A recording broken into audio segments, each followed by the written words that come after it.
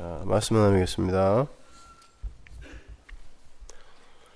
로마서 10번째, 믿어 순종케 된 자들의 상급, 물음표까지 꼭 보세요. 로마서 1장 3절에서 6절까지 말씀입니다. 함께 봉독하시죠.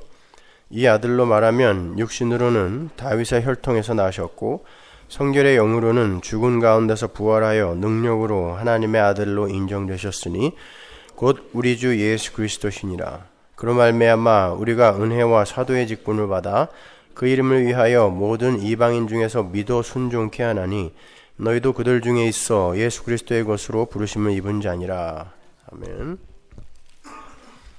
여러분 혹시 이런 동화를 아십니까? 어떤 임금이 백성들에게 꽃씨를 나눠주고 가을에 심사해서 잘 기른 자는 큰 상을 주겠다고 했습니다. 그러나 반드시 왕이 준 씨앗으로만 꽃을 피워야 했어요. 그래서 백성들은 온갖 정성을 다해서 물을 주면서 키웠지만 이상하게 꽃씨는 싹조차 나지를 않았습니다. 그러자 백성들은 상을 받기 위해서 꽃집에 가서 같은 종류의 새 꽃씨를 사서 왕이 준 씨앗과 바꾸어서 다시 심었어요. 그들의 화분에서는 예쁜 꽃이 피어났습니다. 그들은 모두 임금에게 상 받을 일을 기대하면서 정성껏 그 꽃을 가꾸었어요. 임금이 정해놓은 기한이 찾아 씨앗을 받은 백성들이 저마다 자신이 가꾼 화분을 들고 임금 앞에 나왔습니다. 그렇게 저마다 아름답게 핀 꽃을 들고 나왔지만 이상하게 임금님은 기뻐하지 않고 크게 실망하는 것처럼 보였어요. 근데 어떤 한 소년이 싹도 나지 않은 빈 화분을 들고 두려움으로 떨고 있었습니다. 임금이 그 소년을 부르자 소년은 떨면서 임금 앞으로 나와서 이렇게 말했어요. 임금님, 죽을 죄를 지었습니다. 저는 열심히 물도 주고 거름도 주며 온갖 노력을 다 해보았는데도 이렇게 싹도 피우지 못했습니다. 죄송합니다. 저는 벌을 받아 마땅한 자이니 제게 벌을 주십시오 하면서 울었습니다. 그러자 임금은 아니다. 너야말로 정직하게 꽃을 피웠다. 내가 원했던 꽃이 바로 그 꽃이란다 라고 말하면서 크게 칭찬했습니다. 임금은 아이에게만 상을 내렸고 나머지 엉뚱한 꽃을 피워가지고 온 백성들은 전부 감옥에 쳐넣었습니다. 알고 보니 임금이 백성들이 얼마나 정직한가를 시험하기 위해서 처음부터 싹이 나지 못할 썩은 씨를 주었던 거예요. 저는 이 동화를 생각할 때마다 바로 이 땅을 살아가는 우리 교회의 모습을 떠올리곤 합니다. 하나님은 분명 타락한 우리에게 썩어질 몸을 주셨다고 하셨습니다. 고린도전서 15장에 나오죠. 물론 그것은 인간의 타락의 결과예요. 심지어 그 몸은 죽은 몸이다 라고까지 말씀하셨습니다. 에베소서에도 나오고 로마서에도 나옵니다. 그건 절대 스스로 열매를 맺을 수 없는 썩은 씨죠. 바울이 그 썩은 씨들의 현실을 이렇게 묘사합니다. 로마서 3장 10절 보세요. 기록한 바 의인은 없나니 하나도 없으며 깨닫는 자도 없고 하나님을 찾는 자도 없고 다 치우쳐 한 가지로 무익하게 되고 선을 행하는 자는 없나니 하나도 없도다. 20절. 그러므로 율법의 행위로 그 앞에 의롭다 하심을 얻을 육체가 없나니 율법으로는 죄를 깨달음이니라. 우리는 율법을 지키는 것을 열매로 알고 있는데 그 율법은 지켜서 하나님 앞에 기특한 열매로 가져오라고 준 게 아니라 죄가 무엇인지 깨달으라고 준 거라는 그런 말이에요. 로마서 7장 18절 보세요. 내 속 곧 내 육신에 선한 것이 거하지 아니하는 줄 아노니 원함은 내게 있으나 선을 행하는 것은 없노라. 내가 원하는 바 선은 하지 아니하고 도리어 원치 아니하는 바 악은 행하는도다. 이렇게 인간은 죽을 몸, 썩어질 몸에 갇혀있는 한 절대 하늘 임금이 원하시는 그 어떤 꽃도 피울 수 없으며 열매를 맺을 수가 없는 자들인 거예요. 단 그 썩어질 몸 안에 예수 그리스도의 영이 들어가서 그들의 삶을 대신 사실 때에만 예수 그리스도의 열매가 그들의 몸인 가지를 통하여 나타나는 거란 말입니다. 예수님은 그러한 인간들의 현실을 어떻게 말씀하셨는지 한번 볼게요. 요한복음 15장 5절. 나는 포도나무요 너희는 가지니 저가 내 안에 내가 저 안에 있으면 이 사람은 과실을 많이 맺나니 나를 떠나서는 너희가 아무것도 할 수 없습니다. 과실을 가지가 맺고 있는데 예수님이 그 가지에게서 떠나버리면 비록 그가 열매를 달고 있어도 그건 죽은 거예요. 그러니까 이 열매의 주체가 누구예요? 열매 맺는 주체. 줄기란 말입니다.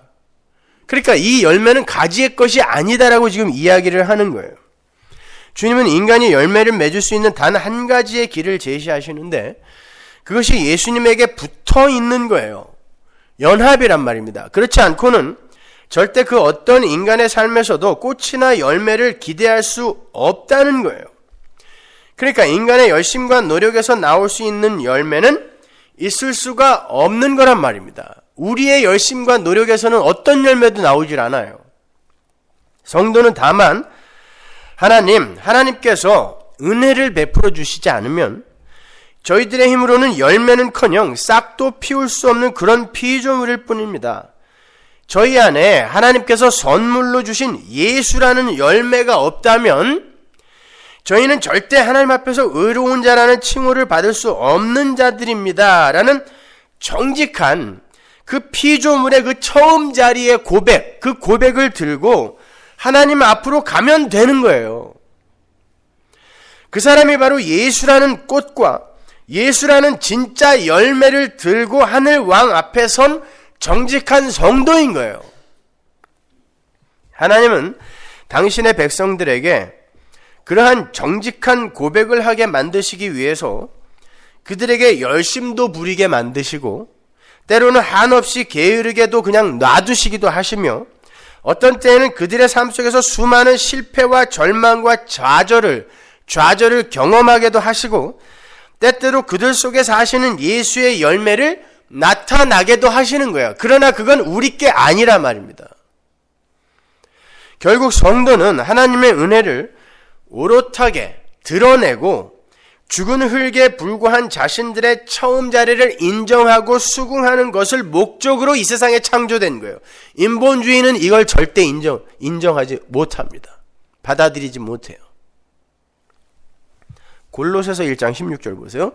만물이 그에게 창조되되 하늘과 땅에서 보이는 것들과 보이지 않는 것들과 혹은 보좌들이나 주관들이나 정사들이나 권세들이나 전부 다 만물이 다 그로 말미암고 그를 위하여 창조된 것이다. 누굴 위하여?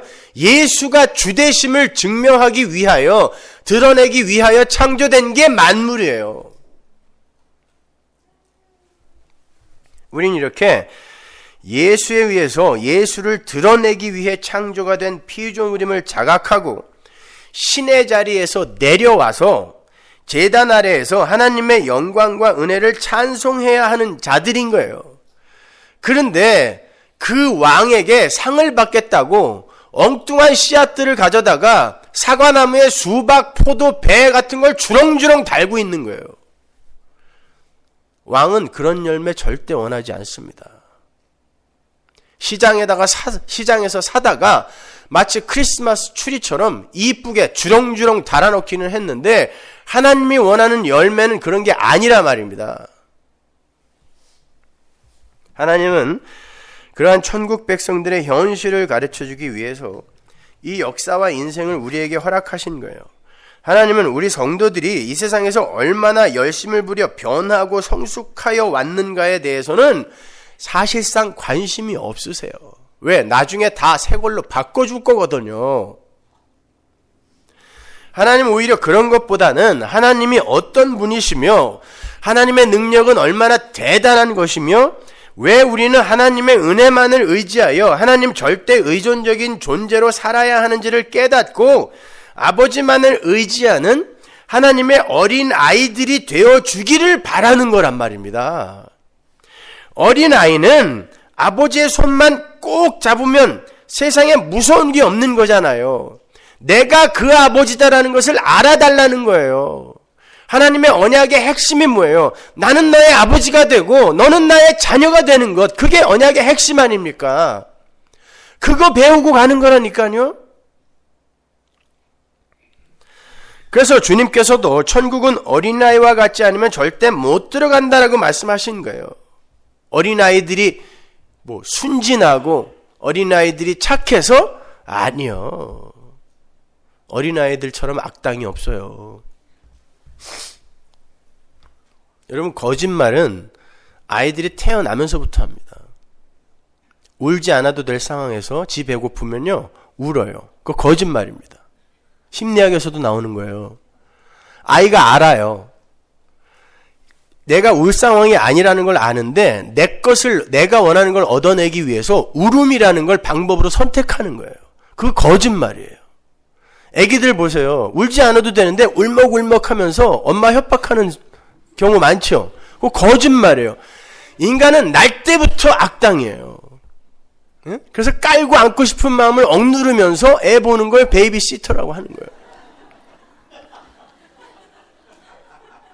거예요. 인간은 나면서부터 죄인이에요. 죽는 날까지 죄만 져요. 천국의 아이들은 하나님 아버지만 절대적으로 의지하는 자들이라는 그런 의미에서 아이 같지 않으면 절대 천국 못 들어간다고 하는 것이지 애들 본받으라라는 그런 뜻 아닙니다. 아이들은 절대 자신이 갖고 있는 선악 구조로 상황을 판단하고 선악의 분별을 하며 자기의 야망을 성취하려는 시도를 할 수 없는 자들을 말하는 거예요. 그게 아이들이에요.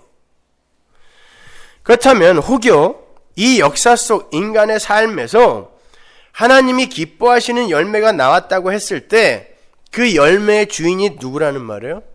예수님이라는 말입니다. 그렇게 예수님의 간섭하에 예수님이 맺으시는 열매를 우발적으로 드러내며 사는 이들을 살았다라고 하는 거고 그들을 산자라고 하는 거예요. 그들에게서는 반드시 어떤 고백이 나오겠어요? 정직한 그 소년처럼 하나님, 저는 아무리 해도 열매를 맺을 수가 없었습니다. 그런데 어느 날 예수님께서 제 화분에 하나의 미랄로 심겨지시더니 꽃을 피우시고 열매를 맺어 가시는 것을 볼 수 있었습니다. 하나님, 저는 단 하나의 열매도 맺을 수 없었지만 제 화분에, 저라는 화분에 들어오신 예수의 열매가 여기 있으니 이 열매를 받으시고 부디 저를 용서해 주세요. 이게 씨 뿌리는 자의 비유란 말입니다. 이게 바로 진짜 열매를 맺는 자의 삶 속에서 나오는 고백인 거예요. 그게 십자가의 의미를 아는 자의 고백인 것입니다. 십자가가 뭐예요? 하나의 미랄로 썩어 죽어버린 예수에 의해 우리의 삶 속에 하나님이 기뻐하는 열매가 열리게 된다가 십자가 구원 아닙니까? 그걸 아는 자들은 진짜 열매를 맺는 씨는 예수밖에 없구나. 그 제라, 하나님이 원하시는 그 여인의 후손은 예수밖에 없는 거구나. 그걸 아는 거예요. 그게 씨거든요. 그런데 그러한 이들의 마음속에 내가 다른 사람과 비교해서 이 정도의 수고를 더했으니까 난 상을 받아서 마땅한 사람이야 라는 마음이 들까요? 로마서 8장 9절 보세요. 만일 너희 속에 하나님의 영이 거하시면 너희가 육신에 있지 아니하고 영에 있나니 누구든지 그리스도의 영이 없으면 그리스도의 사람이 아니라. 또 그리스도께서 너희 안에 계시면 몸은 죄로 인하여 죽은 것이나 영은 의를 인하여 산 것이니라. 예수를 죽은 자 가운데서 살리신 이의 영이 너희 안에 거하시면 그리스도 예수를 죽은 자 가운데서 살리신 이가 너희 안에 거하시는 그의 영으로 말미암아 너희 죽을 몸도 살리시리라. 이거 아주 중요한 구절이에요. 잘 분석해 보세요. 여기에 보시면 몸, 소마라는 게 나오고 영이라는 말이 나와요. 푸뉴마, 영. 근데 우리 안에 그리스도가 계시면 몸은 죽은 것으로 판명이 나고 의라는 것 때문에 영이 살아있는 존재로 드러난대요. 여기에서 말하는 의는 물론 바울이 3장 21절에서 말씀하신 예수 그리스도의 그 의를 이야기하는 거죠. 그죠? 하나님이 준비하신 예수라는 의. 11절 보세요. 우리 안에 들어오신 성령에 의해서 우리가 비로소 산 자가 되는 거고 그 산자들의 삶에 하나님이 원하시는 열매가 맺힌다는 거예요. 물론 그 안에 사시는 성령에 의해서, 그래서 신자에게 요구되는 열매가 성령의 열매인 거예요. 갈라디아서 5장 22절. 성령의 열매는 성령이 맺으시는 열매예요. 성령이, 소유격이 아니라 주격이란 말입니다. 성령이 맺으시는 열매. 그러니까 내 안에 성령이 들어오면 내 몸은 죽은 거구나. 그 말은 나는 열매를 못 맺는 자구나를 내가 비로소 알게 되고, 그 전까지는 잘난 척 무지하면서 사는데 그게 열매 아니었구나를 비로소 알게 된다는 뜻이에요. 성령이 내 안에 들어오면. 그리고 내 안에서 열매를 진짜 맺으시는 분은 성령이구나를 알게 된다는 그런 뜻이란 말이에요. 지금 이 구절들이. 내 몸은 죽은 거구나, 이걸 알게 된다는 뜻이에요. 근데 내 삶 속에서 어떻게 열매가 맺히지? 내 안에 들어오신 성령에 의해 맺히는 열매구나, 이걸 알게 된다는 뜻이란 말입니다. 그러니까 이런 거예요.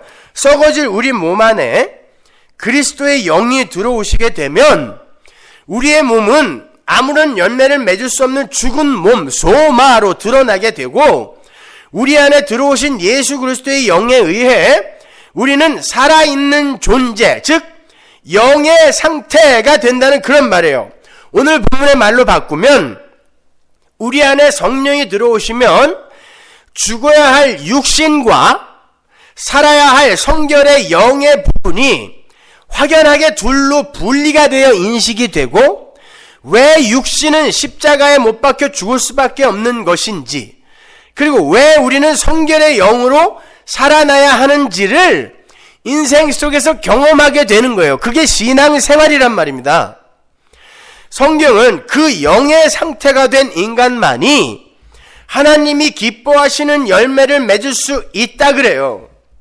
영이 죽은 자는 열매 맺을 수 없죠? 맞아요? 틀려요? 맞아요. 예수님께서 나를 떠나서는 너희가 아무것도 할 수 없다라고 하신 게 바로 그 이야기란 말입니다. 예수 그리스도의 영이 들어가지 않은 몸은 에베소서의 진술대로 죄와 허물로 죽어있는 몸에 불과하기 때문에 아무리 노력해도 꽃을 피울 수도 열매를 맺을 수도 없다는 거예요. 따라서 인간에게서 하나님이 기뻐하실 만한 어떤 열매가 맺힌다면 그건 전적으로 그 인간 안에 들어가신 예수 그리스도의 영이 맺으신 것이다라는 결론이 나게 되는 거란 말이에요. 따라서 열매는 영이 맺는 거고, 혼과 몸은 영에 의해 열매를 맺을 수도 혹은 맺지 못할 수도 있는 피동적이며 수동적인 개념인 거예요. 그렇다면 영도 내 거니까 내 영이 맺는 열매도 결국 내가 한 거 아닌가? 제가 오늘 거기에 대해서 설명해 드리고, 다음 주에 연결하여 왜 성경에 그렇게 많은 상급이라는 이야기들이 나와 있는지에 대해서 명확히 설명해 드릴게요. 왜 성경에 상급이라는 단어가 나와 있는데 상급이 없다고 합니까? 라는 그 질문이 얼마나 우매한 질문인지에 대해서 확실히 설명해 드릴 테니까 잘 들어보세요. 저는 지금 영과 혼이 몸 안에 들어있는 어떤 독립적인 본질로서 죽을 때 몸을 떠나서 개별적으로 존재하는 무슨 귀신 같은 불멸의 혼백 같은 것으로 말씀을 드리는 게 아니에요. 여러분, 성경에 분명히 영, 혼, 몸이라는 단어가 나와요. 그러면 몸은 여기 있고 혼은 어디 있어요? 마음? 그런 소리 하지 마세요. 영은 어디 있어요? 뇌? 어디 있습니까? 아세요? 그건 철학도, 심리학도, 과학도, 의학도 밝혀내지 못하는 거예요. 지금까지. 성경만 거기에 대해서 대답하고 있어요. 많은 이들이 인간이라는 존재를 헬라의 플라톤 철학이나 영지주의 등의 영향을 받아서 영과 혼과 육 혹은 영혼과 육신 등으로 나누어서 이해를 하고 있습니다. 그걸 굳이 2분설이다, 3분설이다 이렇게 이름을 붙여서 말하는 사람들이 있는데 그건 하나도 중요하지 않아요. 몰라도 돼요. 제가 지금 말씀드리고자 하는 건 헬라 철학이나 영지주의 그리고 동양의 혼백 사상 등이 무속신앙 등이 얼마나 인간의 이성을 잠식하고 있는지에 대해서 말씀을 드리고자 하는 거예요. 많은 분들이 인간 안에 영과 혼과 몸이 각각의 구별된 영역을 갖고 있는 독립적인 본질로 존재한다고 생각해요. 그래서 뭐 어떤 사람은 영의 예배, 혼의 예배, 몸의 예배 헛소리들 하고 앉아 있는데 그건 지가 추측하여 만들어낸 이야기일 뿐이에요. 유령선이라든지 꼬마 유령 캐스퍼라든지 장화 홍련전 등의 동화나 옛날 이야기나 영화 등에도 그러한 인간들의 인간 존재론이 잘 나타나 있죠. 몸과 분리된 독립적 개체로서의 어떤 존재가 우리 안에 존재하다가 몸에서 튕겨져 나가게 되면 그 자체가 독립적 개체로 존재할 수 있다는 사고예요. 장화 홍련의 몸은 무덤 속에서 썩었는데 어떤 독립적 개체인, 그게 영인지 혼인지 몰라요. 지들도 몰라요. 근데 그게 독립적 개체로 나타나서 사또에게 맨날 밤마다 울며 지랄을 떤단 말입니다. 이게 인간들이 갖고 있는 인간 존재론이에요. 그죠? 이게 영지주의란 말입니다. 이게 헬라 철학이란 말입니다. 이게 혼백 사상이에요. 동양 사상에. 성경에는 사람들은 그게 무엇인지 물어보면요, 심리학이나 성경을 고사하고 심리학이나 철학이나 의학이나 과학에 근거해서도 그것을 정확하게 설명해내는 사람이 없어요. 그저 헬라 철학이나 영지주의나 혹은 동양의 혼백 사상이나 무속신앙 등에서 차입한 그냥 수많은 추론과 상상에 의해서 지들 마음대로 대답하는 거예요. 성경에는 영과 혼과 육이 아주 정확하고 명료하게 구별이 되어 기록이 되어 있어요. 물론 개역 성경만으로는 그 구별을 다 분별하여 이해를 할 수가 없습니다. 왜냐하면 개역 성경의 번역 자체가 그 영과 혼과 몸, 그 중에서 특히 영과 혼의 부분을 너무 분별 없이 번역을 해 놓았기 때문에 그래요. 번역을 한 사람 자체가 그 영과 혼과 그 몸의 구별이 뭔지를 모르고 번역을 했기 때문에 그 단어들을 막 혼용해서 번역을 해놨어요. 그래서 개역 성경을 읽는 것만으로는 영과 혼과 몸에 대해서 분명한 구별과 판단을 할 수 없습니다. 그래서 예수를 믿는다는 사람들조차 영이나 혼 혹은 영혼 등을 사람이 죽으면 염라대왕 앞으로 끌려가게 되는 사람 안에 들어있는 보이지 않는 어떤 것 정도로 이해를 하는 거예요. 나는 죽는데 여기에서 뭐 연기 같은 게 뿅 나가서 염라대왕 앞으로 고개 끌려가는 거라고 착각한단 말입니다. 그래서 혼줄이 빠진다느니 혼난다느니 그런 말들을 하는 거고, 재채기를 하면 혼이 놀라서 도망갈까봐 그러지 말라고 bless you라고 인사까지 해주는 거예요. 아메리카 인디안들은 초원에서 말을 달리다가 가끔씩 서서 자기의 영혼을 기다린다 그래요. 자기가 너무 빨리 달려서 혹시 자기 영혼이 자기를 따라오지 못하면 낭패니까. 진짜 그럽니다. 지금도 그런데요. 아메리카 인디안들은 지금도 빠른 속도로 차를 몰다가 가끔씩 갓길에 쓴다 그래요. 영혼 따라오라고. 심지어 사람이 죽으면 그 영혼이 혹시 자기에게 해코지를 할까봐 장례식장에서 하늘을 향해 화살을 쏘죠. 군대의 장례식장에서 하늘을 향해 조총을 쏘는 게 바로 그거 보고 배운 거예요. 그러한 맥락입니다. 영혼을 죽이는 거예요. 그 영혼이 자기에게 해코지 할까봐 사람들은 죽음을 두려워하거든요. 귀신론으로 유명한 베레와파에서는 하나님이 정해주신 120년의 수명을 다 못 살고 죽은 영혼은 귀신이 되어서 구천을 떠돈다고 해서 모든 사건과 사고와 질병 등을 그러한 귀신들의 책임으로 모두 전가를 시키죠. 그 120년의 수명이 어디서 나온 거예요? 노아의 홍수 사건에서 거기 120년이라고 하나님이 거기 써놓은 거를 인간의 수명이라고 이 사람들이 착각한 거죠. 그거는 노아가 방주 만들 기간 동안에 120년 동안 내가 너희들에게 기회 준다라는 이야기지, 인간의 수명이 그때부터 120년이 됐다라는 말이 아니란 말입니다. 그래서 뭐 비타민C를 열심히 먹으면 120살까지 산다고 웃기는 소리 하지 마세요. 그건 성경이 말하는 영이나 영혼과 많이 다른 거예요.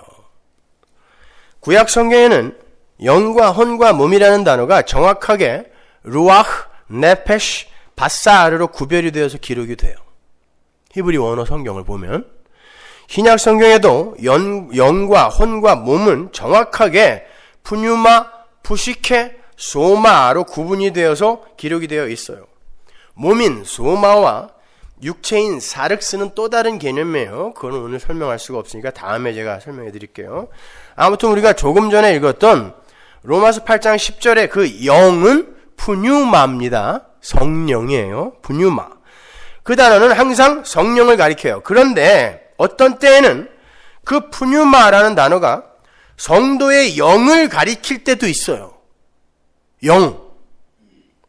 그러니까 우리 안에 살아계신 이는 우리의 영혼이 아니라 그리스도의 영인 성령인 거예요. 정확히 말해서 우리 성도의 영은 우리의 것이 아니면서 외부의 어떤 존재로부터 우리의 것으로 주어지고 인정이 되는 것을 말하는 거예요.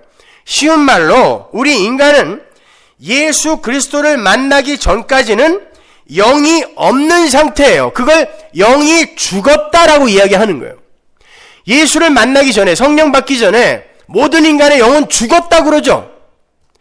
그 영이 죽었다는 건 그 상태에서는 영이 없다라는 뜻이에요. 그 말을 오해하시면 안 돼요. 그 말은 인간 안에 사유되어 있던 독립적 개체로서의 어떤 영이 죄로 인해서 죽었다가 그리스도의 영이 들어옴으로 말미암아 그 영과는 별개로 살아나는 게 아니에요. 그럼 우리 안에 영이 두 개가 있어야 돼요. 성령, 살아난 우리의 영. 그거 아니란 말입니다. 성경에서 말하는 영은 한 가지밖에 없어요. 한 단어로만 사용해요. 푸뉴마, 루아흐. 그리스도의 영이 들어오시게 되면 인간은 비로소 영에 속한 사람이 되고 그 영을 하나님을 감지하고 그 영은 하나님을 감지하고 그분과 교통할 수 있는 능력으로 여겨지는 거예요. 보여지는 거예요. 우리에게. 인식이 되는 거예요. 우리에게. 그건 우리 안에 성령이 임하셨을 때만 가능한 거예요. 그러니까 하나님을 알지도 못하고 하나님과 교통도 할 수 없는 세상 사람들은 영이 없는 거란 말입니다. 여기 어디 있는데 죽어 있는 게 아니라니까요. 영이 없는 거예요. 혼은 또 다른 개념을 담고 있는 거고요. 요한복음 3장 6절 보세요. 육으로 난 것은 육이요 성령으로 난 것은 영이니. 여기서 성령, 영 이게 똑같이 푸뉴마예요. 다른 단어 아니에요. 성령으로 난 건 영이다 해서 이 성령과 영은 같은 단어란 말입니다.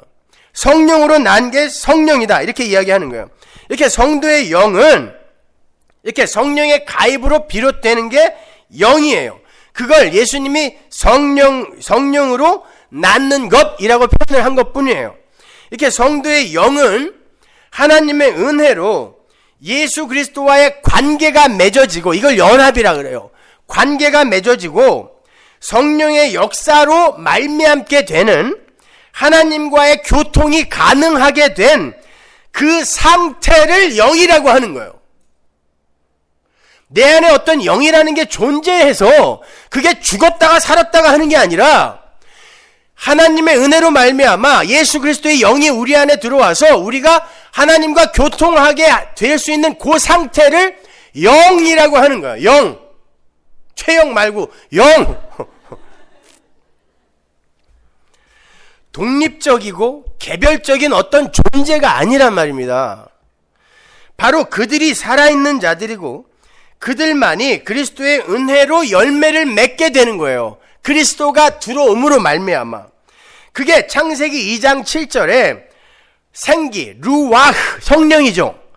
생기를 받고 생령이 된 아담의 모습에서 원시 모형으로 그림으로 그려져 있는 거예요. 루아흐가 들어가기 전에 아담은 네페시였어요. 그게 혼이라는 단어거든요. 조금 이따 제가 설명해 드릴게요. 그 네페시는 스스로 살아서 움직일 수 있는 존재인데 거기에 루아흐가 들어가니까 생명이 되는 거예요. 그 상태를 영이라고 하고 그들을 하나님의 백성이라고 하는 거예요. 그러니까 하나님 나라에 영혼이 간다라는 건 우리 이 몸뚱이 말고 우리 안에 들어있는 어떤 연기 같은 뭐 이상한 혼벽 같은 거 이런 게 가는 게 아니라 내가 가는 거예요. 전인적인 존재로서의 내가 가는데 그 내 안에 그리스도의 영이 들어와서 나와 연합이 되어서 하나님과 관계 있는 자로 되어 간다라는 의미에서 영이 간다라고 이야기하는 거란 말입니다.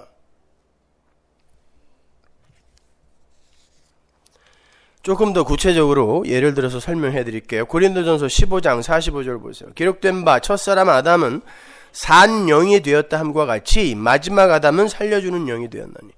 여기에서 첫사람 아담에게 쓰인 영이라는 단어와 마지막 아담이신 예수님에게 쓰인 영이라는 단어는 다른 단어예요. 첫사람 아담에게 쓰인 단어는 우리가 흔히 혼이라고 번역을 하는 푸시케, 네페시예요. 혼. 그리고 마지막 아담이신 예수님에게 쓰인 영은 푸뉴마, 루아흐란 말입니다. 다른 단어예요. 이 부분은 사도 바울이 창세기 2장 7절에 그 생명의 부분을 인용해다 쓴 거거든요. 산영이 되었다라는 그 단어가. 근데 바울이 그 단어를 살아있는 영이 아니라 살아있는 푸시케, 즉 살아있는 혼이라고 이야기한단 말이에요. 따라서 창세기 2장 7절에 그 생명도 살아있는 영이 아니라 살아있는 혼이 되어야 맞죠? 그래서 거기에 쓰인 단어도 루아흐, 생기가 들어갔더니 그가 하이 네페시 하야, 살아있는 혼이 되었다라고 이야기하는 거예요. 그걸 성경이 그냥 개역성경이 생영이라고 번역을 했기 때문에 우리가 그냥 영이라고 생각하는데 아니에요. 살아있는 혼, 그러니까 살아있는 혼에 성령이 들어가서 이게 하나님과 관계 있는 존재가 비로소 되었을 때 그걸 영이라고 하는 거예요. 그 상태를. 창세기 2장 7절 보세요. 여호와 하나님이 흙으로 사람을 지으시고 생기를 그 코에 불어넣으시니 사람이 생명이 된지라. 하나님께서 흙으로 사람을 지으시고 이게 몸입니다. 몸. 그리고 그걸 살아 움직이게 하셨어요. 그게 혼입니다. 네페시예요. 짐승들이 죽은 흙이었을 때는 움직이지 못했죠. 근데 하나님이 창조의 능력을 가하시자 생기는 안 들어갔는데 지들끼리 살아서 날르고 뛰고 했단 말입니다. 그 상태를 네페시, 혼이라고 하는 거예요. 숨, 생명이 들어간 거. 물론 육적인 생명이에요. 그게 들어가서 움직이고 뛰고 나르는 상태를 혼, 네페시라고 하고 거기에 루아흐가 가입을 하게 되면 그 상태가 영이 되어서 요들이 하나님과 교통하는 하나님의 백성이 되는 거란 말입니다. 그게 성경이 말하는 영, 혼, 몸인 거예요. 여러분 안에 어떤 이상한 게 이렇게 들어있다가 죽으면 쏙 빠져나고 이게 아니란 말입니다. 그게 헬라 철학이에요. 그게 영지주의입니다. 그게 동양사상의 혼백사상인 거예요. 성경에는 그렇게 이야기하지 않아요.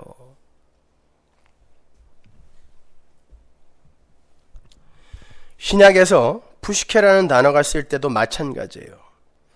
그러니까 혼, 네페시라는 건 인간의 몸 안에 들어있는 보이지 않는 혼령 같은 게 아니라 하나님의 창조의 권능 아래에서 숨, 즉 목숨을 갖게 된 모든 피조물들을 가리키는 단어예요.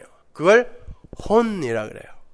그 혼이라는 단어는 구원받은 자나 구원받지 못한 자 모두에게 주어지는 숨이에요. 심지어 그 혼이라는 단어는 성경에 짐승에게도 쓰입니다. 그 네페시, 혼이라는 단어가 구약 성경에 어디에 나오는지 몇 군데만 제가 찾아드릴게요. 창세기 46장 27절. 애굽에서 요셉에게 낳은 아들이 2명이니 야곱의 집 사람으로 애굽에 이른 자의 도합이 70명이었더라. 여기서 2명이라고 번역이 된 단어도 네페시고 70명에서 그 명도 네페시예요. 굳이 직역을 하면 혼이죠. 네페시. 그럼 우리가 가진 혼의 개념으로 이 구조를 번역을 하면 어떻게 되죠? 요셉이 2명의 혼을 낳은 거예요? 혼령? 가나안에서 애굽으로 들어간 70명의 야곱의 후손이 70명의 혼령입니까? 성경은 정확하게 네페시라고 기록하고 있단 말입니다. 그들을.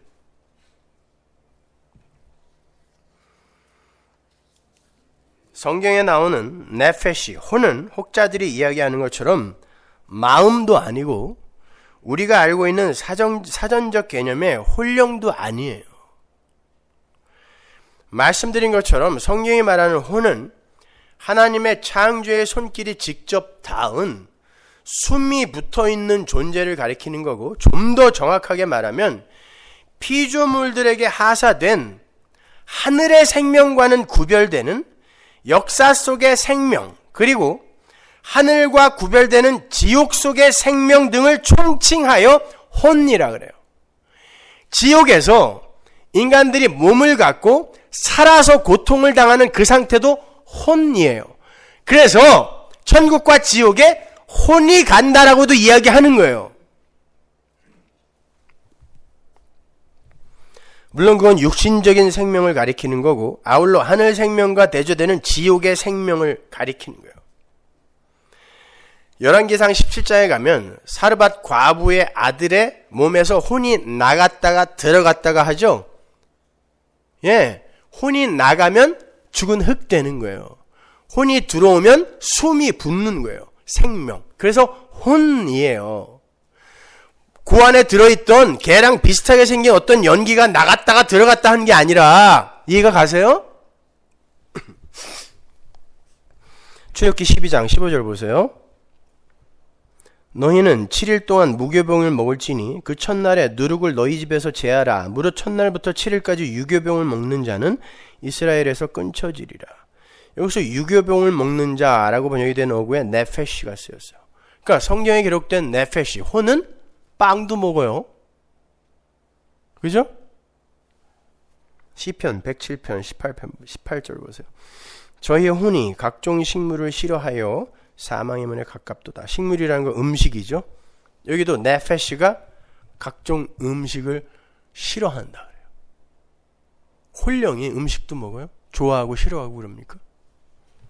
신약으로 한번 가볼까요? 사도행전 2장 42절. 그 말을 받는 사람들은 세례를 받으며 이날에 제자의 수가 3,000이나 더하더라. 여기서 3,000명에 쓰인 단어도 푸시케예요. 사람이 아니에요. 혼. 구원받은 산자예요. 사도행전 27장 37절. 배에 있는 우리의 수는 전부 276인이러라. 여기서 276인의 인도 푸시케, 혼이에요. 여기는 다 구원받은 사람도 아닌데 그냥 혼이라고 쓰죠. 살아 움직이는 존재를 이야기하는 거예요. 이렇게 성경에서 혼이라는 개념은 하나님의 창조의 능력에 의해서 산 존재가 된 자들을 가리키고, 그건 믿지 않는 자나 믿는 자 모두에게 공이 쓰이는 보편적인 칭호예요. 그래서 그 혼을 가리키는 네페시나 네사마라는 단어는 숨이나 목숨 등으로 혼용하여 쓰기도 하는 거예요. 다시 말하지만 그 혼, 네페시, 네사마가 끊어지면 살아있던 존재가 죽은 흙덩이, 먼지덩이가 되는 거고, 그걸 몸이라고 하는 거예요. 근데 그 몸은 새 걸로 바꿔준단 말입니다. 그 새 걸로 바꾸어진 상태로 살아나는 그걸 혼인 거예요. 새 혼. 그리고 그렇게 새롭게 살아난 자들과 하나님과 영원히 연합한 상태를 영이라고 하는 거예요. 그들이 천국에 들어가는 거란 말입니다. 그게 성경이 말하는 영과 혼과 몸의 개념인 거예요. 그러니까 한 번 창조된 혼은 죽지 않습니다. 불멸이에요. 왜? 나중에 예수님이 재림하실 때 지옥에 갈 자들도 새 몸으로 부활합니다. 영원히 죽지 않는 몸으로. 새 거예요, 그거요. 우리는 영광의 부활, 그들은 멸망의 부활, 부활을 한다고요. 그리고는 혼의 상태로 영원히 존재하는 거예요. 근데 하나님의 백성들만 그 혼의 상태에서 영과 연합을 하는 거예요, 성령과. 그들을 하나님의 백성이라고 하는 거예요. 열왕기상 17장 22절 보세요. 여호와께서 엘리야의 소리를 들으심으로 그 아이의 혼이 몸으로 돌아오고 살아난지라. 이 이야기 한 거예요, 제가. 네페시, 네사마가 떠나면 그냥 고기 덩어리가 된다는 뜻이에요. 누가복음 12장 20절. 하나님은 이르시되 어리석은 자여, 오늘 밤에 네 영혼을 도로 찾으리니 그러면 네 예비한 것이 네 것이 되겠느냐 하셨으니. 여기에서 그 안에 들어있는 어떤 영혼을 쏙 빼간다는 뜻이 아니라 네 숨을 하나님께서 거두어 가버리시면 넌 고깃덩이 되는데 너 어떡할 거냐, 이런 뜻이에요. 이게 네페시란 단어거든요. 영혼이 푸뉴마 아니에요. 네페시. 네 목숨 하나님이 가져가면 어떡할 거냐, 이런 뜻이에요. 그러니까 사무엘상 28장에서 사울이 접신한 여인에게 찾아가서 사무엘의 혼령을 불러오리는 그런 장면을 생각하시면서 혼이라는 게 그러한 귀신의 모양으로 존재하는 것이라고 생각하시면 안 돼요. 거길 히브리 원어로 보면 거기에서 신접한 여인이 본 건 신이에요. 개역성경에도 신이라고 나오죠. 내가 신을 보았는데 그러죠. 귀신 아닙니다. 그 신이라는 단어가 엘로힘입니다. 엘로힘은 뭐예요? 하나님이란 말이에요. 사무엘 귀신 본 게 아니라 하나님이라는 단어가 거기 쓰여 있다니까요. 그리고 또 하나 중요한 건 그 신접한 여인이 사무엘의 혼령을 끌어올리기 위해서 아무것도 한 게 없어요. 사울이 찾아가서 사무엘 끌어올려라 그랬더니 그냥 사무엘이 갑자기 나타났고 그 여인은 깜짝 놀라서 소리 지르는 것밖에 없어요. 그 여인이 뭘 해서 불러 올린 게 아니란 말입니다. 근데 우리는 항상 그런 데에만 관심을 두고 있는 거예요. 야, 무당도 진짜 귀신을 불러 올릴 수 있네? 죽은 자의 혼령이 올라오네? 이런 식으로 생각하는 거예요. 그 이야기의 초점은 거기에 있는 게 아니에요. 거기에 나타난 건 사무엘의 귀신이 아니라 그 상황 자체가 하나님의 작품이었다는 걸 보여주기 위해서 거기에 엘로힘이라는 단어가 들어가는 거예요. 그 엘로힘의 하나님께서 그 일을 주관하셨다. 거기에서 사무엘의 혼령 같은 것이 올라와서 사울을 막 야단치고 그냥 갑니다. 무당이 귀신을 불러 올릴 수 있다는 거나 이미 죽은 자가 이 땅에 다시 내려올 수 있는가 등의 초점이 있는 게 아니라 자기의 안위와 유익을 위해서 인간이 얼마나 더럽게 추악하게 추락할 수 있는가, 그리고 그러한 자들을 향한 하나님의 진노가 얼마나 큰 것인가에 대한 초점이 있는 거예요. 사무엘이 죽자 신접한 사람들과 박수들을 다 쫓아내놓고 정작 블레셋 사람들이 또 자기를 포위하니까 무당을 찾아가더란 말입니다. 사울이 그걸 야단치는 거예요. 지적하는 거예요. 거기에서는 귀신이 나타났다 아니다, 거기에 관심이 전혀 없는 거란 말입니다. 죽은 인간의 혼령으로서의 귀신은 없어요. 하나님의 장중 안에서 쏙 빠져나가갖고 구천을 떠돌 수 있는 혼령은 단 한 개도 없어요.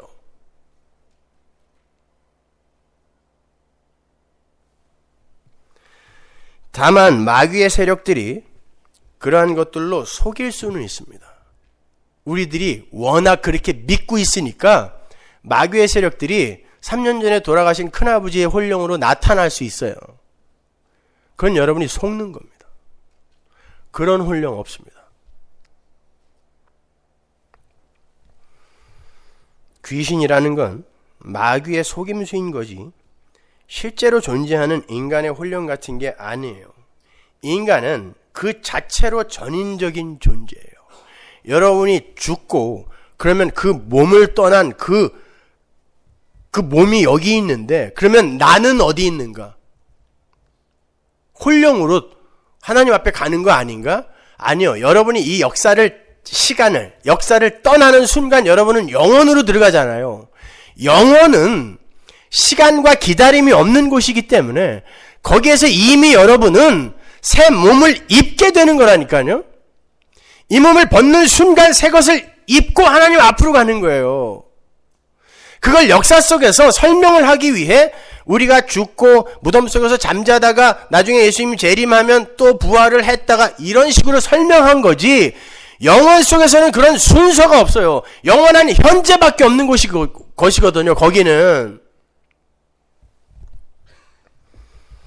그렇게 인간은 그 자체로 전인적인 존재예요. 몸을 가진 인간에게 하나님이 주시는 그 생명이 들어가면 그 자체가 혼이 되는 거고, 그 혼에 성령이 들어가서 하나님과의 교통이 가능하게 되면 그 상태를 영이라고 하는 거예요. 그 각각이 개별적이며 독립적인 개체가 아니란 말입니다. 그러니까 가위 같은 거 눌리면서 무서워하거나 두려워하거나 그러지 마세요. 그런 거 없는 거예요, 걔네들은요. 뒤에서 누가 껴안았다. 돌아봤더니 검은 자위가 없는 어떤 여자가 자기를 내려다보고 있더라. 허약해서 그런 거예요. 밥 잘 드시고 운동 열심히 하세요. 지나친 다이어트 같은 거 하지 마시고. 요즘 전 세계적으로 젊은 여인들 사이에서 먹은 걸 토해내는 다이어트가 유행이라고 하는데, 여러분 그건 죄입니다. 하루에도 수천 명이 죽습니다. 굶어서. 그런데 하나님이 주신 귀한 음식을 먹고 토해요? 마른 몸 유지하겠다고? 그 사람들이 가위 눌려요. 로마가 그래서 망한 거예요. 로마의 화장실에는 항상 토하는 기계가 있었어요. 먹고 토하고 또 먹고 토하고. 그건 로마만 망하게 하는 게 아니라 나를 망하게 하는 거예요. 아니, 넉넉하고 푹신하고 얼마나 좋아요. 그냥 그렇게 사세요. 그 KBS 스페셜에 나온 그 꽃제비, 23살 여자아이가 토끼풀만 뜯어먹다가 며칠 전에 굶어 죽었대요. 옥수수 밭에서. 우리 바로 주변에 그런 사람이 있습니다. 그럼 운동 열심히 하시고, 운동도 필요 없어요. 원래 인간은 노동형 인간으로 하나님에 의해 지어졌어요. 하나님이 운동하라고 이 몸 만들어 놓은 거 아니에요. 일하고 성실히 살면 운동도 필요 없어요. 근데 아무것도 안 하고 배 나오니까 토해. 살찐다고 열심히 가서 에어로빅하고. 뭐 하는 짓들이에요, 그게. 그냥 열심히 사세요. 그러면 아무것도 안 해도 돼요.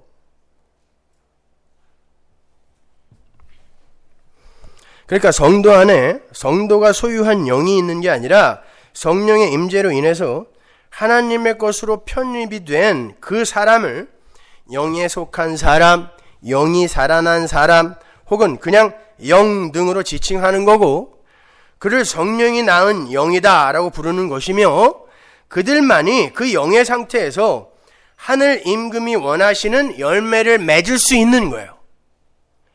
그들에게서 하나님의 영이 빠져나가면 그들은 곧 죽은 자가 되는 거잖아요. 성경의 기록에 의하면. 그러니까 하나님의 영이 빠져나가면 아무것도 할 수 없는 존재가 하나님의 영이 들어가서 뭔가를 했다면 그건 하나님의 영이 하신 것이지 그가 한 게 아니잖아요. 근데 그걸 근거로 들이대면서 상 달라고 얘기할 수 있냐고요. 예?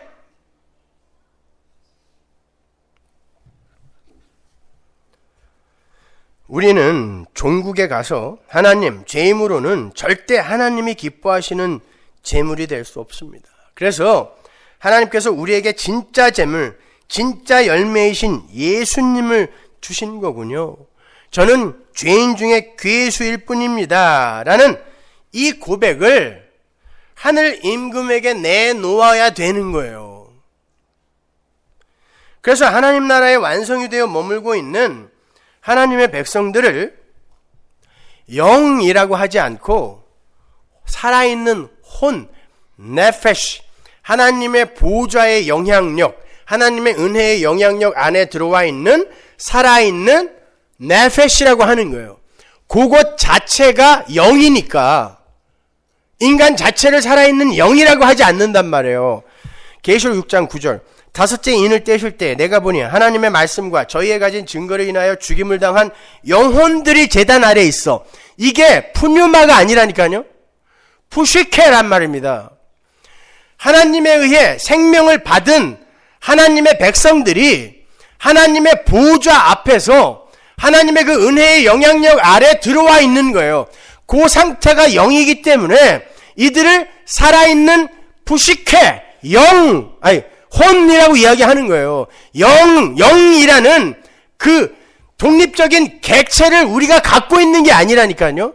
그 상태와 관계를 영이라고 한단 말입니다. 성경이요.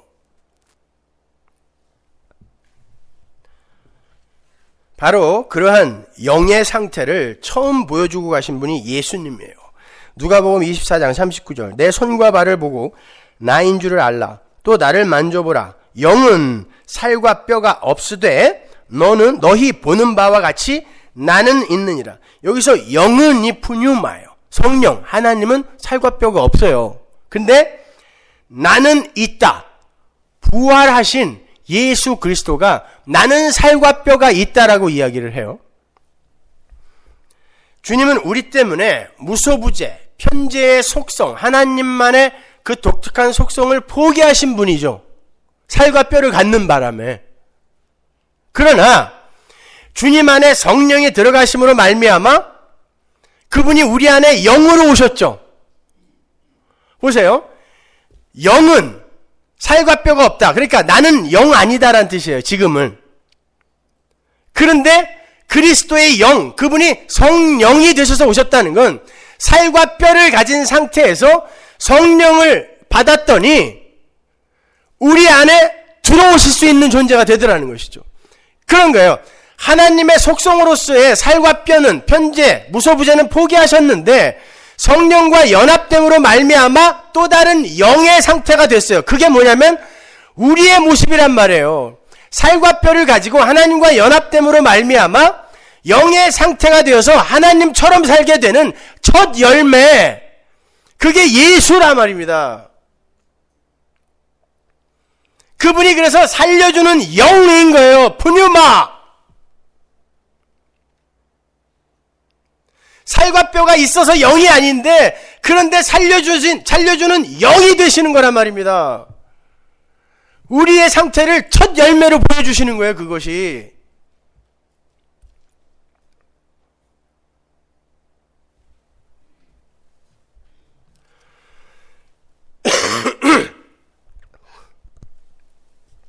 예수님이 첫 열매라는 건 그렇게 살과 뼈를 가지신 존재로 성령과 연합하여 하나님이 기뻐하시는 언약의 성취자가 되신 그 예수 자체가 첫 열매, 그 자체가 열매라는 거죠. 그분이 뭘 하고 안 하고가 중요한 게 아니라 그분이 첫 열매라는 건 하나님이 원하시는 열매는 하나님이 살려낸 어떤 자들이 뭘 하고 안 하고가 중요한 게 아니라 하나님이 그분의 능력으로 만들어낸 그 창조물 자체, 하나님의 백성 그 자체가 열매라는 거예요. 그래서 예수가 첫 열매인 거예요. 여러분 자체가 열매라니까요. 근데 내가 하나님이 기뻐하시는 열매가 되기 위해서 내가 한 게 뭐가 있냐고요. 아무것도 없잖아요.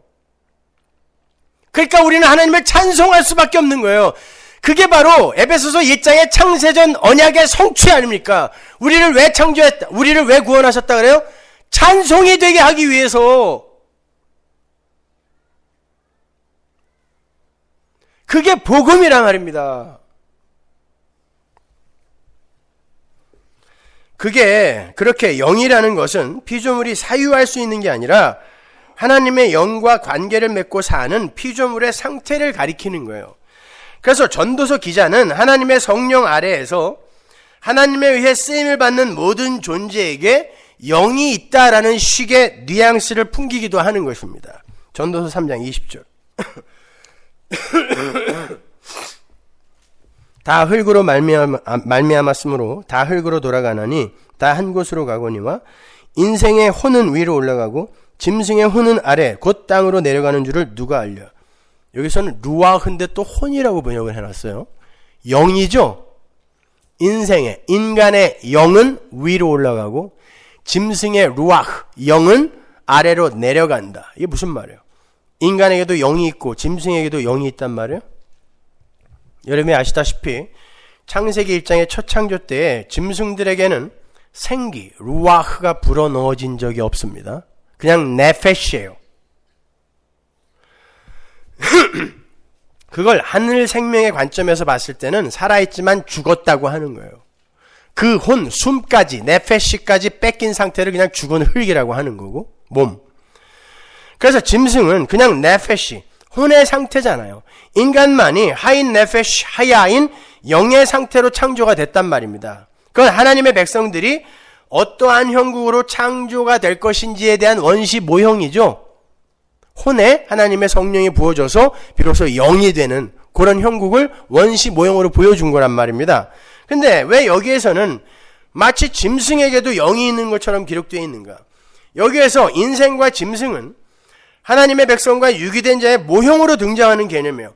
바로 위에 17절을 보면 전도서 기자가 의인과 악인에 대해서 이야기를 합니다.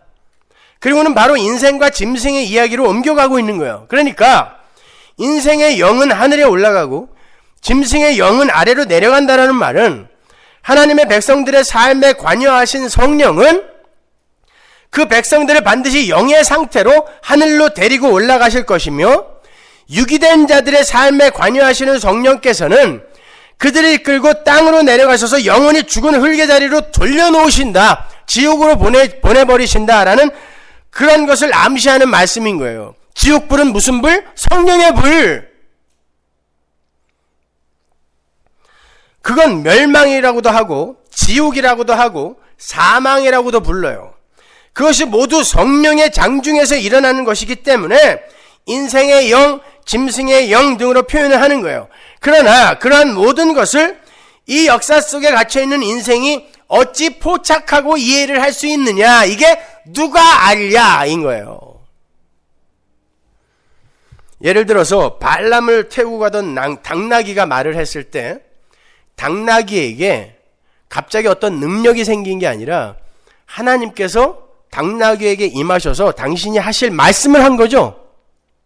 그 상태를 영의 상태라 그래요. 제한적이잖아요. 고레스를 하나님이 나의 목자라고 이야기하십니다. 그러면서 그가 내 뜻을 다 이룰 것이다라고 이야기를 해요. 그렇지만 그가 구원받지는 못했습니다. 그렇게 고레스가 하나님에 의해 잠깐 쓰임을 받을 때 그 상태를 영의 상태라 그래요. 사울 마찬가지예요. 사울에 악령이 들어갔다가 하나님의 성령이 들어갔다가 막 그런 혼란스러운 모습이 성경에 나오죠. 그거예요. 성령이 임하게 되면 하나님의 뜻을 이루는 도구로 잠시 쓰이게 된단 말입니다. 그 상태가 영의 상태인 거예요. 십자가로 말미암아 성령께서 완전히 당신의 백성들에게 임하시기 전까지, 그게 언제죠? 오순절 성령 강림. 그 이후로는 성령이 들어왔다 나왔다 안 합니다. 그때 완전히 들어오는 거예요. 그때까지, 즉 구약 때까지는 모든 영의 상태가 그렇게 한시적일 수밖에 없는 거예요. 그건 구약 때 구원받은 하나님의 백성은 그렇게 엉터리로 구원받았다는 뜻이 아니라 십자가가 얼마나 대단한 것인가를 설명해 주기 위해 그 이후로는 성령이 안 떠난다라고 이야기하는 거예요. 이 세상 그 어떤 존재에게서도 성령이 떠나지 않습니다. 모든 건 성령의 장중에 있기 때문에. 그리고 성령이 들어갔다 나왔다 하는 것도 아니에요. 그러나 우리에게 뭔가 설명해 주기 위해 그렇게 표현하는 것 뿐이란 말입니다. 그렇게 하나님의 장중에서 하나님께 들려 쓰임을 받는 그 상태를 영의 상태라 하는 거고, 그 중에서 특별히 하나님의 은혜로 구원을 받게 되는 하나님의 백성들과 성령의 그 연합의 상태를 영이라고 하는 거예요. 자, 이제 성경에 등장하는 영과 혼과 몸의 개념을 잘 구별하여 이해하실 수 있겠죠? 데살로니가전서 5장 23절 보세요. 평강의 하나님이 친히 너희를 온전히 거룩하게 하시고 또 너희 온 영과 혼과 몸이 우리 주 예수 그리스도 강림하실 때 흠없게 보존되기를 원하노라. 이거 구원받은 교회에게 한 말이죠. 그들은 영의 상태에 들어가 있죠? 성령과 연합된 상태니까 살아있죠? 그 상태가 영원히 지속되는 거예요. 몸, 새 몸 주실 거란 말입니다. 그러니까 영, 혼, 몸이 하나도 훼손되거나 하면 안 돼요. 그 상태가 영생인 거란 말입니다. 그래서 이렇게 빌어주는 거예요. 히브리서로 가보세요. 4장 12절. 하나님의 말씀은 살았고 운동력이 있어 좌우의 날선 어떤 검보다도 예리하여 혼과 영과 및 관절과 골수를 찔러 쪼개기까지 하며 또 마음의 생각과 뜻을 감찰하나니 하나님의 말씀은 어떤 것이 영이고 어떤 것이 살아있음 즉 혼이며 어떤 것이 몸이고 어떤 것이 죽어야 할 육체인지를 분별할 수 있는 눈을 우리에게 주신다는 거예요. 골수 관절 몸이란 말입니다. 그리고 그것들을 발라내서 하나님이 준비하신 하나님이 기뻐하시는 영과 혼과 몸과 몸만을 남기는 거예요. 그게 언약의 성취란 말입니다. 이렇게 영은 죽은 흙에 불과한 우리 몸에 하나님의 생기가 불어넣어져서 살아있는 혼이 된 상태를 말하는 거예요. 그게 창세기 2장 7절의 하이 네페시 하야예요. 영에 의해 살아있게 되는 혼. 그래서 고린도전서에서 바울이 예수님을 살려주는 영이라고 부른 거란 말입니다. 자, 자취하고 그렇게 우리 성도의 살아있음, 그 산자로의 그 상태가 우리의 자기 개발이나 자기 성숙이나 공로나 업적이나 자격이나 열심 등을 배제한 하나님의 은혜와 열심에 의한 거라면 그 살아있는 존재들의 열심은 누구에 의해 격발이 되는 거죠? 우리 안에 들어온 성령에 의해 격발되는 거 아닙니까? 그래서 제가 열심이 없다라고 이야기하지 않은 거예요. 우리에게서 우리 안에 들어와 계신 성령이 열심을 부려 살게 하실 때가 있어요. 그때 열심을 부려야 된다니까요. 그러나 우리 게 아니다라는 걸 알고 열심 부리라는 거예요. 그런데 그렇게 해서 살아난 자들의 행위의 다소에 따라 상급이 차등 있게 주어지게 된다고요? 갈라디아서 5장 22절. 오직 성령의 열매는 사랑과 희락과 화평과 오래 참음과 자비와 양선과 충성과 온유와 절제니 이 같은 것을 금지할 법이 없느니라. 여기에서 성령의 열매가 뭐라 그랬어요? 주어라 그랬죠? 성령이 맺으시는 열매. 그게 우리의 삶에 맺힌다는 거예요. 성령이 맺으시는 열매. 로마서 8장 23절. 이뿐 아니라 또한 우리 곧 성령의 처음 익은 열매를 받은 우리까지도 속으로 탄식하여 양제될 것 곧 우리 몸의 구속을 기다리느니라. 표준 3번역으로 읽어드릴게요. 그뿐만이 아니라 첫 열매로서 성령을 받은 우리도. 성령이 열매예요. 성령 자체가. 왜? 성령이 내 안에서 열매를 맺는 것이기 때문에 성령이 내 안에 들어온 그 자체가 열매란 말입니다. 그래서 성령을 처음 받았던 예수가 첫 열매고, 이해가 가세요? 근데 그 열매가 우리 거예요? 근데 무슨 상 달라 그러는 거예요?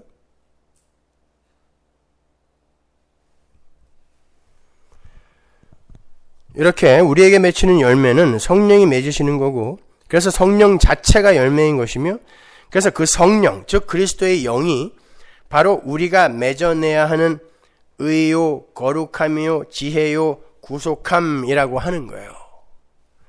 고린도전서 1장 30절 보세요. 너희는 하나님께로부터 나서 그리스도 예수 안에 있고 예수는 하나님께로서 나와서 우리에게 지혜와 의로움과 거룩함과 구속함이 되셨다. 이거 우리에게 열매로 내놓으라는 거 아니에요? 근데 누가 이게 됐다는 거예요? 예수가 이렇게 되어서 우리에게 주어졌다라는 거 아닙니까? 근데 어떤 의를 쌓아서 여러분이 상을 받겠다는 거예요. 빌립보서 1장 11절. 예수 그리스도로 말미암아 의의 열매가 가득하여 하나님의 영광과 찬송이 되게 하시기를 구하노라. 표준 3번역으로 볼게요. 예수 그리스도께서 주시는 의의 열매가 가득하여 여러분이 하나님께 영광과 찬송을 돌리게 되기를 기도합니다. 어떻게 더 자세히 설명해 줘요? 예수님이 우리에게 그 열매 주신 거구나를 알게 되었을 때 너희 안에서 찬송이 나오게 될 거야. 그게 언약의 성취야. 분명히 이야기해 주잖아요. 그거 아는 자들의 입에서는 찬송밖에 안 나온다는 이야기예요. 그거 하고 가라는 거예요. 이 세상에서. 오늘 본문에도 분명히 나와요. 순종케 하나니라는 말과 부르심을 입은 자라는 말이 나오죠. 이 말은 하나같이 주님께서 하신 일을 의미하고 있죠. 다 수동태예요. 우리가 순종한 게 아니고 주님께서 순종하게 하셨다는 거고, 우리가 주님께 나아간 것이 아니라 주님께서 우리를 불렀다는 거예요.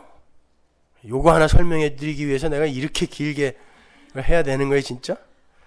그렇다고 해서 주님이 부르셨을 때 내가 이해하고 달려간 게 아닌가 이렇게 해서도 안 돼요. 불렀다가 아니라 부르심을 입었다예요. 그 단어는 불렀을 때 내가 반응했다는 게 아니라 불렀을 때 내게서 나올 반응까지도 그분이 주셨다는 말이 부르심을 입었다예요. 그러면 우리가 뭘 했냐고요? 불렀고 순종하게 하셨고 다 예수가 하신 거 아닙니까? 그런데 무슨 상을 받겠다는 거예요? 결국 이 말씀들은 복음에 대해서만큼은 우리가 개입할 수 없다는 거예요. 그리고 부르심을 입은 자들의 순종 또한 하나님의 작품이라는 겁니다.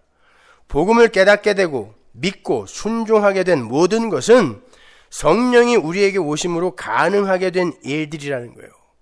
성도가 예수님을 구세주로 영접하고 그분께 복종하게 된 모든 사건들이 성령이 하신 일이에요. 그래서 항상 말씀드린 바와 같이 신자의 할 일은 주님이 하신 일에 대해서 감사하고 기뻐하고 찬송하는 것밖에 없는 거예요. 그래서 요한계시록에서 24장로가 계속 면류관을 벗어서 하나님께 돌려드리는 거예요. 내가 한 게 뭐가 있다고 자꾸 이거 씌워주세요. 아니에요. 가져가세요. 내 거 하나도 없어요. 그걸 바울이 고린도전서에서 불 가운데서 얻는 구원, 부끄러운 구원이라고 하는 거예요. 이 세상 그 누구도 부끄럽지 않은 구원 받는 사람 하나도 없어요. 왜? 내가 한 게 아무것도 없는데 하나님이 날 구원해줘서 다 부끄러운 구원 받는 거예요.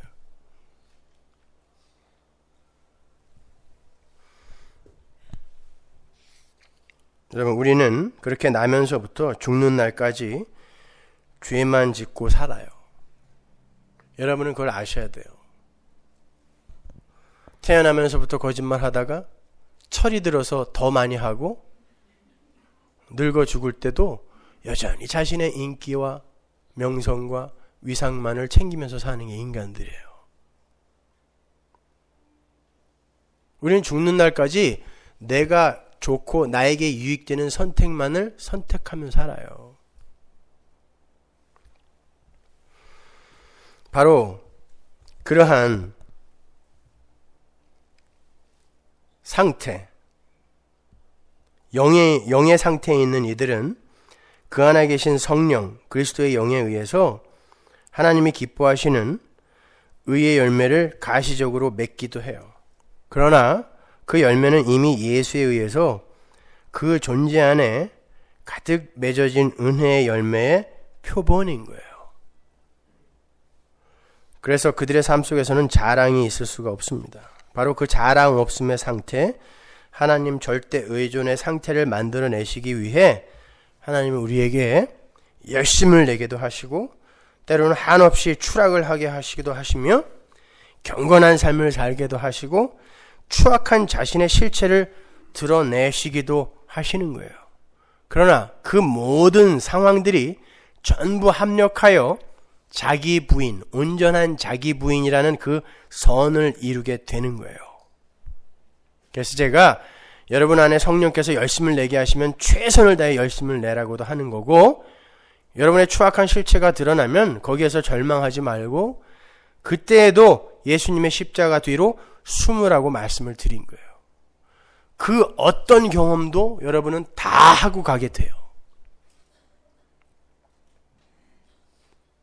예수를 믿어서 여러분이 열심히 노력하면 하나님이 기뻐하시는 자로 바뀌는 게 아니란 말입니다. 우리의 삶 속에서는 오직 십자가의 능력만이 드러나야 돼요. 오직 예수님의 하신 일만이 드러나야 됩니다. 하나님은 바로 그 예수라는 그 열매, 성령의 열매, 그것만 보세요. 여러분이 거기에 덕지덕지 붙여서 엉뚱한 열매 붙여온 거 나중에 불에 다 태워버립니다. 그래서 불 가운데서 얻는 구원인 거예요. 갈라디아서 2장 20절 보고 마치죠. 나는 그리스도와 함께 십자가에 못 박혔습니다. 이제 사는 것은 내가 아닙니다. 그리스도께서 내 안에서 사시는 것입니다. 내가 지금 육신 안에서 사는 것은 나를 사랑하셔서 나를 대신하여 자기 몸을 내주신 하나님의 아들을 믿는 믿음 안에서 사는 것입니다. 나는 하나님의 은혜를 헛되게 하지 않습니다. 의롭게 하여 주심이 율법으로 되는 것이라면 그리스도께서는 헛되이 죽으신 것이 됩니다.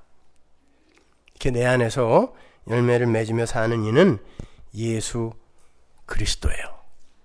다음 시간에 성경에 나오는 그 많은 상급의 이야기가 무엇인지 제가 하나하나 찝어서 설명을 해드릴게요. 기도하겠습니다.